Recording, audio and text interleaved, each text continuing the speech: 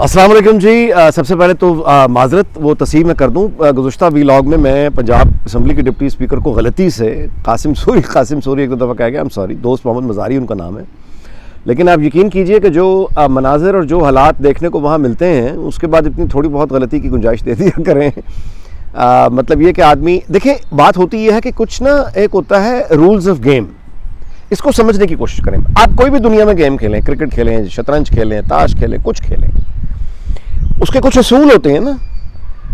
वो जो असूल होते हैं उनको सामने रख कर ही गेम होती है। अगर एक फरीक उस असूल को तोड़ दे, मानने से इनकार कर दे, तो जाहिर है कि फिर रोंदी हो जाती है ना, यानी ये गलत हो जाता है। तो जब गेम के असूल ही तोड़े जा रहे हों, खुला तोड़े जा रहे हो, एक फरीक तोड़े चला जा रहा है। अब ये पंजाब असेंबली में जो हमने देखा, ये क्या है? Transfer of power. आप कहेंगे बार बार उसी बात पे आ जाता है, लेकिन ये वही है, ट्रांसफर ऑफ पावर। भाई ये सारे जो फरीक हैं जो खुद को जमहूरियत का यानी उसमें कहते हैं, ये सारे इन्होंने हल्फ उठाए हुए हैं। उसके एक रूल्स ऑफ गेम तय है कॉन्स्टिट्यूशन में। कॉन्स्टिट्यूशन में ये तय है कि आपने जब मेजोरिटी लूज कर दी है असेंबली में, यानी वोट ऑफ कॉन्फिडेंस बिल्कुल आईनी हक है अपोजिशन का। अच्छा, उस पर ऊपर वोटिंग होनी है। उस वोटिंग को ये पहले हमने इस्लामाबाद में देखा, वहां पे रोकने की किस तरह से कोशिश की गई कि हम वो बंदे खड़े कर देंगे, ये कर देंगे, वो धमकियां, वो वहां से छूटे, तो अब इन्होंने इस्लाम पंजाब असेंबली में ये कर दिया। मतलब ये कि हमले हो रहे हैं, गालम गलोच हो रही है जिस्मानी, वही जिसकी ये तबलीग कर रहे हैं उसी पर अमल भी कर रहे हैं। फवाद चौधरी साहब जो है वो ट्वीट कर रहे हैं कि सिविल वॉर के, हम सिर्फ सिविल वॉर से इंचेस अवे हैं। और ये सारी गुफ्तगू उस वक्त हो रही है जिस वक्त के मैंने कल भी गुजारिश आपसे की थी कि हमारे 7 जवान शहीद हुए हैं अटैक से। खैर, उसका जवाब पाकिस्तान ने अब दिया है और हमारी एयरफोर्स गई है वहाँ, और बताया जा रहा है कि अभी तक ऑफिशियली कंफर्म कुछ नहीं हुआ, लेकिन हमारे एम्बेसडर को काबुल में बुलाया है अफ़गानिस्तान, अफ़गान तालिबान के फॉरेन मिनिस्ट्री के लोगों ने एहतजाज किया है।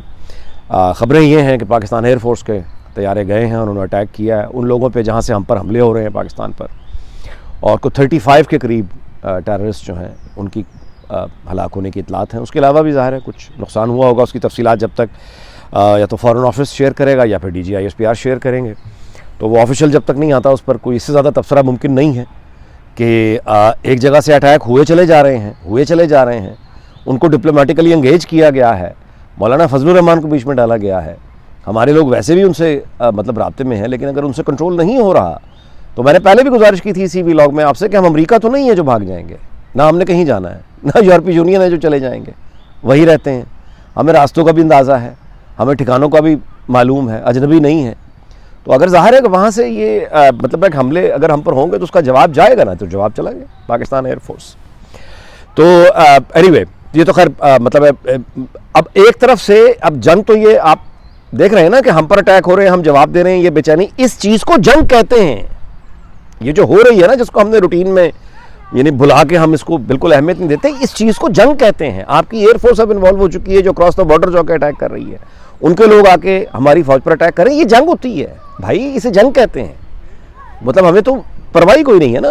और इस माहौल में जब हम जंग में हैं, हमारे यहाँ ओपन खुलेआम सिविल वॉर की बात हो रही है। एक PTI का एक पख्तून वर्कर है जो बड़ा वो यानी जिस तरह के होते हैं मज़हब फरोश लोग, ये देखने में बड़ा वो यानी उसकी दाढ़ी है और बड़ा उसने वो चादर एक पहनी हुई है, और वो पश्तो में बयान कर रहा है कि इमरान खान जो के ख़िलाफ़ जो सहाफ़ी और जो एंकर और जो मीडिया इमरान का मुखालिफ है, PTI के जो लोग हैं उनका, यानी ये वो बंदा कह रहा है जो सोशल मीडिया पर वायरल है इस वक्त। आप देखना चाहें तो मेरे ट्विटर अकाउंट पर चले जाएँ, आपको मिल जाएगी। बहुत से लोगों ने रीट्वीट किया उसको, हम मीर साहब ने भी किया है, जाद सैयद ने भी तबसरा किया, बहुत से लोगों ने तबसरा किया, अकील यूसुफ़ज़ई ने तबसरा किया, और बहुत से लोगों ने तबसरा किया। उस वीडियो में पश्तो में वो बोल रहा है कि अगर तुम एक बाप की औलाद हो, PTI के कारकुनों को कह रहा है कि अगर तुम एक बाप की औलाद हो तो वो तमाम एंकर्स और सहाफ़ी जो कि इमरान खान पर तनकीद करते हैं, उनको एक एक करके गोलियाँ मारो, फांसी दो और रोज़ाना के बुनियाद पर कत्ल करो। ये PTI का सपोर्टर है जो ये पैगाम वीडियो पर बनाकर सर्कुलेट कर रहा है कि मारो इनको। अब एक तरफ से वहाँ पे अटैक हो रहे हैं, फवाद चौधरी साहब सिविल वॉर की धमकियाँ दे रहे हैं, इनके जो पख्तून वर्कर हैं वो यानी वीडियो बना के कत्लेआम की कि मीडिया के लोगों को कत्लेआम यानी उनको कत्ल करो, वो इसकी दावत दे रहे हैं। ठीक हो गया। तो ये और इनके साथ ये बड़े मुहब्बे वतन है। अब इनके सपोर्टर्स को जाके कहो कि ये एक मुल्क जिस पर बाहर से भी अटैक हो रहे हैं, अंदर से तुम सिविल वॉर करवाना चाहते हो, मकसद क्या है? चाहते कि अफगानिस्तान बनाना है? वो इस कदर इंतकाम में आपको यानी घुमा हुआ मिलेगा यूथिया कि वो कहेगा जला दो, सबको आग लगा दो। वो ये है बेसिकली उसका। लेकिन मैंने आपसे गुजारिश की कि पाकिस्तान की स्टेट में अल्हम्दुलिल्लाह बहुत रेजिलियंस है, कर लेंगे बर्दाश्त, ये झटके भी कर लेंगे, कोई नहीं। ये जो इनकी सिविल वॉर की जो ले जाने की कोशिश है, अल्लाह रहम करे, देख लेंगे। और ये जो धमकियां हैं कि हम सहाफ़ियों को मारेंगे और ये गोलियां मारेंगे और मीडिया को ये करेंगे वो करेंगे, उसका भी इंशाल्लाह पता चल जाएगा, वो भी जल्द आपको सलाखों के पीछे नज़र आएगा। और चौधरी परवेज़ इलाही पर अलबत्ता इस बात का मुझे नहीं, इस पर मुझे कोई ज़ाती तौर पे ज़ाहिर खुश तो नहीं हुआ जा सकता किसी पर तशद्दुद का, लेकिन चौधरी साहब को आज काफ़ी घोंसे से चपेटे पड़ी हैं। बात यह है कि ट्रांसफ़र ऑफ पावर, जब आप रूल्स ऑफ द गेम नहीं फॉलो करेंगे, रौंदी किए चले जाएंगे, फाउल किए चले जाएंगे, उसका एक रद्द-ए-अमल आएगा ना।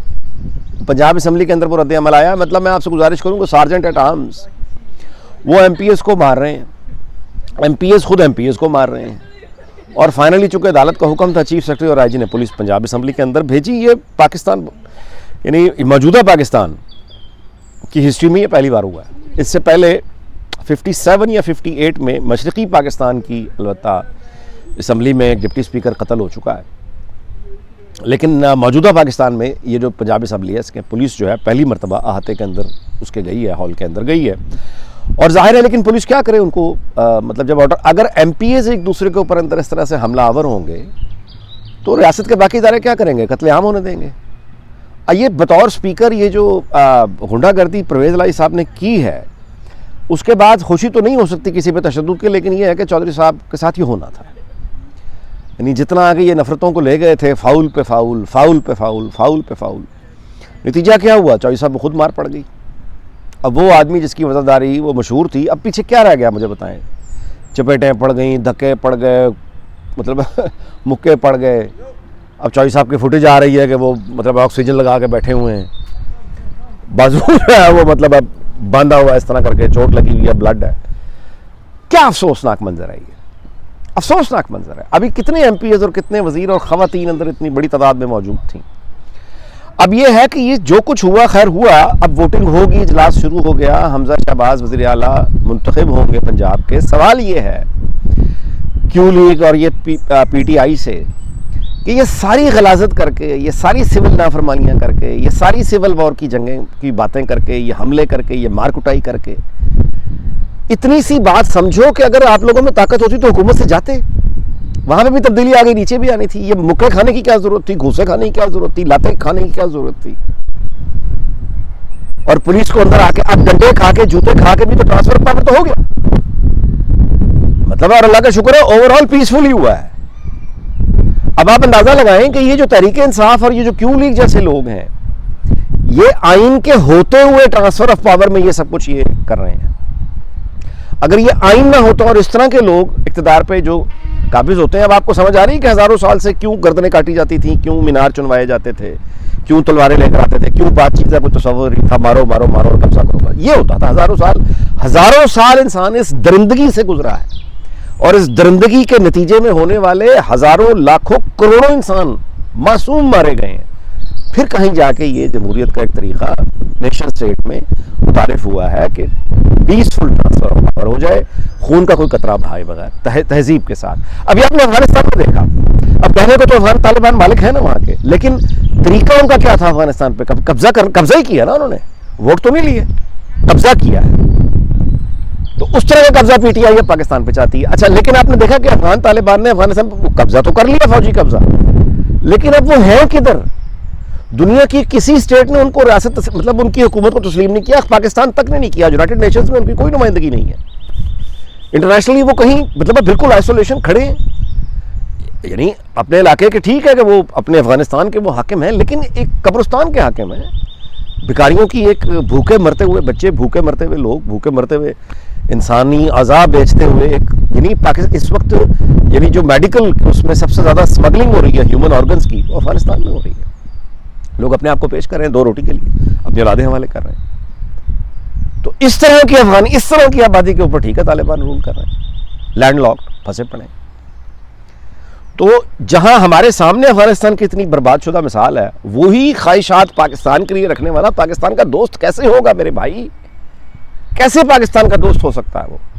कैसे वो किसी पाकिस्तानी का दोस्त हो सकता है? लोग अभी भी इनको सपोर्ट कर रहे हैं। चलिए वीलॉग इस बात पे खत्म करते हैं कि कुछ नहीं रुक सका। इन्हीं वीलॉग्स में जब ये बहुत छलांगे मार रहा था इमरान खान अभी 2 या 3 महीने पहले, तो मैंने गुजारिश की थी कि इमरान खान तुम जाओगे, कुछ कर लो, तुम जाओगे, हुकूमत जाएगी, एक एक स्टेप आगे आगे बढ़ती हकीकत तुम्हारी आंखों में आंखें डालेगी और तुम्हारी हुकूमत जाएगी, तुम इस वज़ीर आज़म हाउस से जाओगे। हो गया, साबिक हो गए, फारिग घर बैठे हैं, रो पीट रहे हैं, आग लगाने की दावत दे रहे हैं, लेकिन वज़ीर आज़म नहीं है, वहां से चला गया। यही बात परवेज लाई को समझनी चाहिए थी, लेकिन नहीं। अब इतना जलील हो के इतने पैसे, यानी करोड़ों रुपए जो बांटे, वो अलहदा बांटे यार, ये गरीबों में दे देते। यानी पहले से अमीर इतने एमपीएस को 6-6, 10-10 करोड़ रुपए दे के खरीदा, वो हुकूमत तुम्हारी पर नहीं बनेगी।